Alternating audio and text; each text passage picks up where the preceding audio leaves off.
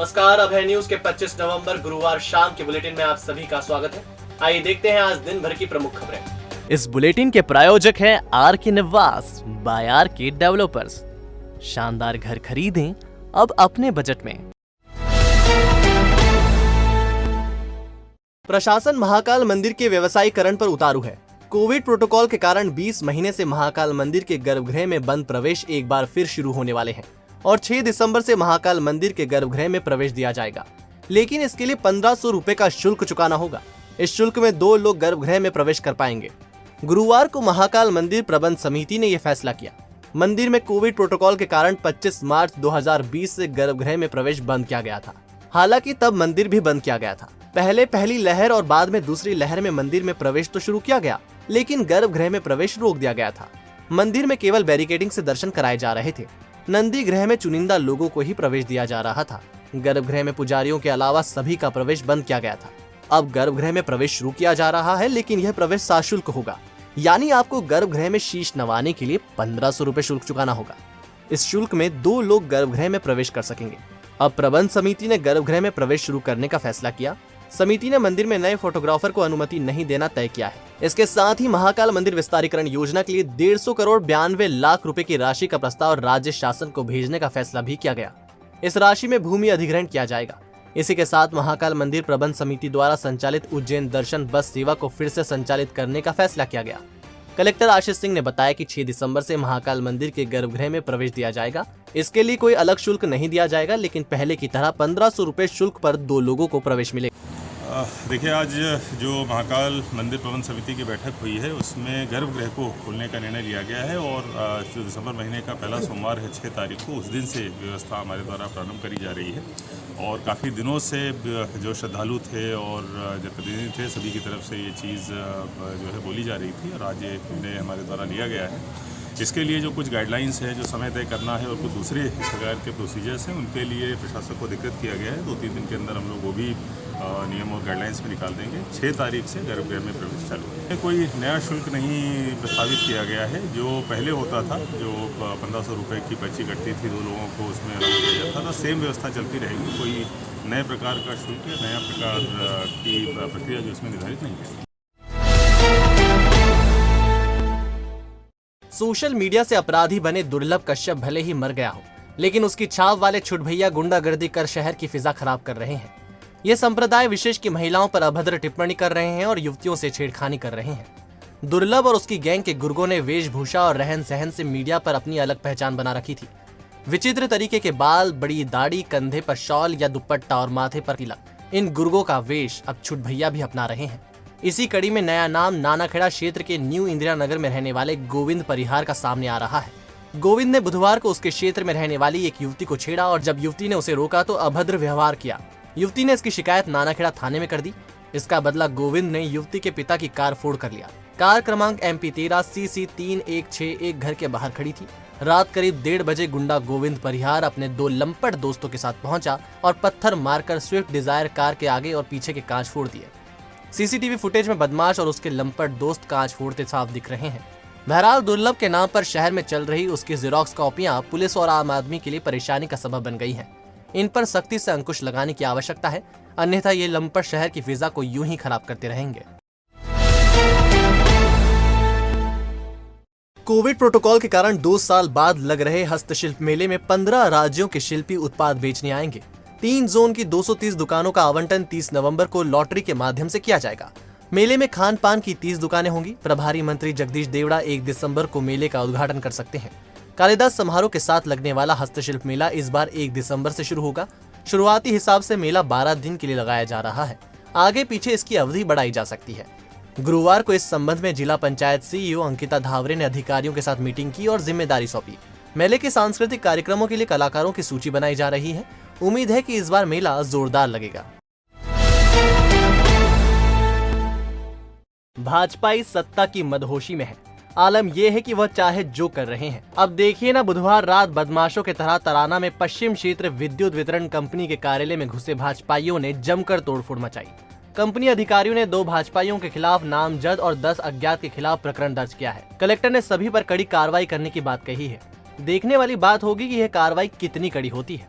दरअसल तराना में बिजली कंपनी के दफ्तर में खड़े वाहनों को तोड़कर नुकसान पहुंचाया गया था। इसी के साथ कैश काउंटर, टेलीफोन उपकरण भी तोड़ दिए गए थे। हालांकि पुलिस बल तत्काल मौके पर पहुंच गया था, लेकिन तब तक बदमाश भाजपाई भाग चुके थे। गुरुवार को इनमें से 2 के खिलाफ नामजद और 10 अज्ञात लोगों के खिलाफ मुकदमा दर्ज कराया गया। थाना प्रभारी संजय मंडलोई ने बताया कि आरोपियों पर प्रकरण दर्ज कर लिया है, जांच की जा रही है। कलेक्टर आशीष सिंह ने कहा कि आरोपियों के खिलाफ सख्त कार्रवाई की जाएगी। रात के 9:30 पौने 10 बजे की बात है, पब्लिक का फोन आया था कि साहब एमपीवी कुछ लोग थोड़ा पड़ी कर रहे हैं। जिस पर से तत्काल पुलिस फोर्स आया, जिनको देख के थोड़ा बड़ी करने वाले भाग गए। बाद में एमपीवी के डीई साहब द्वारा मुकदमा कायम कराया है लिखित में, जिसमें 2 नामजद हैं, बाकी 8-10 अन्य लोग हैं। 2-3 की अभी गिरफ्तारी के प्रयास चल रहे हैं। अभी गिरफ्तारी नहीं हुई है, लेकिन संभवतः जल्दी ही गिरफ्तारी हो जाए। अभी ज्ञापन दिया है उन्होंने जिलाधीश महोदय के नाम, और रात में कोई तोड़फोड़ हुई है उनके कार्यालय में, ऐसा बता रहे हैं। अब पुलिस इन्वेस्टिगेशन का विषय है, बता दिया है कि पुलिस थाने में उन्होंने जो आवेदन दिया उस पर थाना प्रभारी से मिले। नहीं, बहुत जल्दीबाजी में कुछ कहना संभव नहीं होगा, क्योंकि सीधे सीधे जो बातें उन्होंने कही हैं वो सीधे सीधे पुलिस इन्वेस्टिगेशन का विषय है। तो इस संबंध में पुलिस तराना ही कुछ बता पाएंगे। देखिए, कल रात में ये घटना हुई थी, सुबह मुझे इसकी जानकारी मिली, और इसमें जो 2 नाम हैं वो भी हमारे पास आए थे। दोनों के खिलाफ हम लोगों ने जो तोड़फोड़ की है या जो सरकारी कार्य में बाधा है, सभी विभिन्न जो कड़ी धाराएं हैं उनके तहत प्रकरण दर्ज भी कराया है। एक लोगों की गिरफ्तारी भी हुई है, दूसरे की गिरफ्तारी बहुत जल्दी हो जाएगी। इस प्रकार के कोई भी अगर कृत्य करेगा तो कानून सबके लिए समान है, सबके खिलाफ पूरी तरीके से जिम्मेदार कार्रवाई करेगी। अघन मास की शनिश्चरी अमावस्या 4 दिसंबर को आ रही है। त्रिवेणी घाट पर होने वाले स्नान की व्यवस्था देखने गुरुवार को कलेक्टर एसपी पहुंचे। घाट पर पानी की उपलब्धता सुनिश्चित करने के लिए नर्मदा का पानी शिप्रा में छोड़ा जाएगा। इस संबंध में एनवीडीए के अधिकारियों को निर्देश जारी कर दिए हैं। कोविड प्रोटोकॉल के कारण अभी तक अमावस्या पूर्णिमा को नदी में होने वाले स्नान पर प्रतिबंध था। अब जब एक बार पाबंदियां हटा दी गई हैं, तो फिर से पूर्ववत व्यवस्था की जा रही है। कलेक्टर आशीष सिंह और एसपी सत्येंद्र कुमार शुक्ल ने स्नान की व्यवस्था देखी। इसमें सामने आया कि कान्ह नदी का गंदा पानी शिप्रा में मिल रहा है। इसके लिए अस्थायी बांध जल संसाधन विभाग तैयार करे, ताकि गंदा पानी शिप्रा नदी में नहीं मिले। घाटों पर पर्याप्त साफ सफाई और लाइट व्यवस्था करने के निर्देश भी दिए गए। इसी तरह घाटों पर स्नान के लिए फव्वारे लगाए जाएंगे। दिवंगत हास्य कवि पंडित ओम व्यास ओम को गुरुवार को अनूठे अंदाज में श्रद्धांजलि दी गई। व्यास की जयंती तरणताल स्थित ओम व्यास ओम स्मारक स्थल पर मनाई गई। उदयपुर के साहित्यकार मधुसूदन मेहता के मुख्य आतिथ्य और पूर्व डीएसपी प्रवीण सिंह ठाकुर के विशेष आतिथ्य में मजेदार और सजेदार अलंकरण प्रदान किए गए। ठहाका किंग महेंद्र यादव को आर्यन चूर्ण सम्मान, कवि डॉक्टर ओम बिरागी को धुआंधार प्लेटलेट्स अलंकरण, गीतकार युवराज कुमार संभव को कान खड़े सम्मान से नवाजा गया। सूत्रधार शीलेंद्र व्यास स्वामी मुस्कुराकी ने बताया कि हास्य कवि सुरेंद्र सर्किट, गजलकार पीएन शर्मा पथिक, डॉक्टर ओम बिरागी ने गीत और गजल पेश किए। गीतकार कुमार संभव, नरेंद्र सिंह अकेला ने गीत प्रस्तुत किए। इस दौरान कवियों का स्वागत ओम हास्याय नमः संस्था के सचिव मुकेश जोशी, कवि अशोक भाटी, सुगन चंद जैन, दिनेश विजयवर्गीय, गजेंद्र मेहता ने किया। आभार संजय व्यास ने माना। सब रोगों की एक दवाई, हंसकर बोलो मेरे भाई, east n west, laughter is the best. Om ji हमेशा लाफ्टर में विश्वास करते थे, ठाकों में विश्वास करते थे, तालियों में विश्वास करते थे। तो east n west, laughter is the best. East n west, laughter is the best. East n west, laughter is the best. हास्य के दीवानों की क्या पहचान, हास्य के दीवानों की क्या पहचान।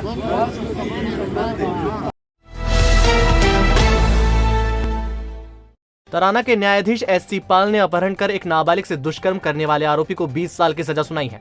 उप संचालक डॉक्टर साकेत व्यास के अनुसार तराना थाना क्षेत्र में रहने वाले दंपति 3 जून 2019 को खेत पर गए थे। शाम 7:30 बजे जब वह खेत से लौटे तो बड़ी लड़की घर पर नहीं थी। छोटी पुत्री ने माता पिता को बताया कि बहन किचन में खाना बनाने गई थी। इसके बाद उसका पता नहीं चला। किशोरी को रिश्तेदारी में तलाश किया गया, लेकिन वह नहीं मिली। बाद में उज्जैन निवासी महेश पिता प्रकाश चंद्र से किशोरी को बरामद किया गया। किशोरी ने बताया कि आरोपी ने उसके साथ रेप किया। कोर्ट में किशोरी ने पहली बार बयान युवक के पक्ष में दिए थे। ऐसे में कोर्ट में उसके दोबारा बयान कराए गए। आखिर में कोर्ट ने आरोपी को दोषी पाया और सजा सुना दी। बड़नगर के अपर सत्र न्यायाधीश सुनील मालवीय ने एक मजदूर महिला से दुष्कर्म करने वाले आरोपी गोविंद पिता राम गोपाल को 10 साल कैद की सजा सुनाई है। दरअसल 6 अगस्त 2018 को महिला गोविंद के घर मजदूरी करने गई थी। इस दौरान गोविंद ने उससे लहसुन का टोकरा घर के अंदर डालने का कहा। महिला जब घर के अंदर गई तो गोविंद ने पीछे से आकर उसे पकड़ लिया और रेप किया। घटना किसी को भी बताने पर गोविंद ने जान से मारने की धमकी दी। इतना ही नहीं, उसने महिला के पति को भी मारने का हवाला दिया। 9 अगस्त को महिला ने थाने में रिपोर्ट दर्ज कराई थी। इसके बाद पुलिस ने आरोपी की गिरफ्तारी की और उसे कोर्ट में पेश किया। मध्य प्रदेश युवा शिवसेना गोरक्षा न्यास और हिंदू महासभा ने गंभीर क्षेत्र के ग्राम खड़ोतिया, चांदखेड़ी, गंभीर डैम और शिप्रा का दौरा किया। यहाँ खुलेआम नाव से अवैध उत्खनन किया जा रहा था। जानकारी मनीष सिंह चौहान ने दी। भारतीय किसान संघ मध्य प्रदेश के प्रतिनिधिमंडल ने बिजली समस्याओं को लेकर प्रमुख सचिव ऊर्जा संजय दुबे से चर्चा की एवं खाद्य समस्या से प्रमुख सचिव कृषि अजीत केसरी को अवगत कराया। प्रमुख सचिव ऊर्जा ने आश्वस्त किया कि किसान हित में जल्द बिजली शेड्यूल बदला जाएगा। एनसीसी दिवस के उपलक्ष्य में गुरुवार को माधव कॉलेज एवं ग्यारसी नगर में कोरोना टीका लगवाने के लिए जन जागरूकता अभियान चलाया गया। राजनीति विज्ञान, लोक प्रशासन, मानव अधिकार अध्ययनशाला और जिला विधिक सेवा प्राधिकरण के तत्वाधान में 26 नवंबर को सुबह 11 बजे सुमन मानविकी भवन में संविधान दिवस मनाया जाएगा। जानकारी डॉक्टर अजय सिंह भदौरिया ने दी। संत बालीनाथ फाउंडेशन के तत्वाधान में दीपावली मिलन समारोह एवं चिंतन सभा का आयोजन 28 नवंबर को किया जाएगा। फाउंडेशन के राष्ट्रीय अध्यक्ष महंत बालीनाथ सरस्वती ने बताया, समारोह सुबह 11:30 बजे से इंदिरा नगर स्थित संत बालीनाथ स्कूल में होगा। मंगलनाथ मार्ग स्थित अखिल भारतीय श्री पंच रामानंदी खाकी अखाड़े में 27 दिसंबर से 5 जनवरी तक श्री गुरु पंचामृत पुष्प अमृत महोत्सव मनाया जाएगा। इसके तहत होने वाले 11 कुंडी श्री राम मारुति महायज्ञ के लिए भूमि पूजन, ध्वज पूजन एवं स्थापना गुरुवार को अखाड़े के महंत अर्जुन दास जी एवं राम दुलारे दास जी महाराज ने की। शासकीय कन्या स्नातकोत्तर महाविद्यालय के चित्रकला विभाग द्वारा आयोजित कलावंत कल और आज साप्ताहिक राष्ट्रीय कार्यशाला के द्वितीय सत्र में गुरुवार को छात्रा नीलम खत्री ने वुडन वेस्ट मटेरियल से डिजाइनिंग का प्रशिक्षण दिया।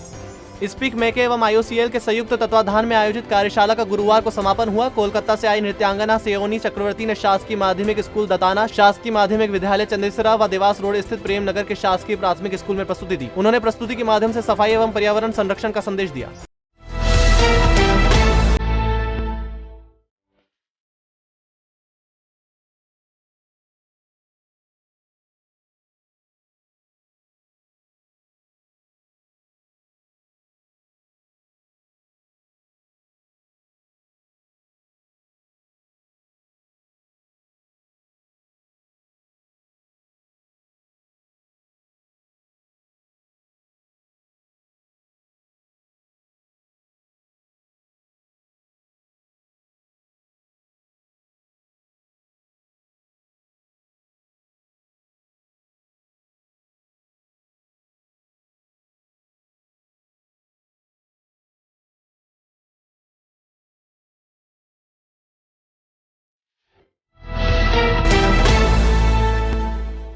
तो आपने देखा हमारा बुलेटिन। आपको हमारा बुलेटिन कैसा लगा, इसका फीडबैक कमेंट सेक्शन में जरूर दीजिएगा। कल फिर मिलेंगे नए बुलेटिन के साथ। नमस्कार।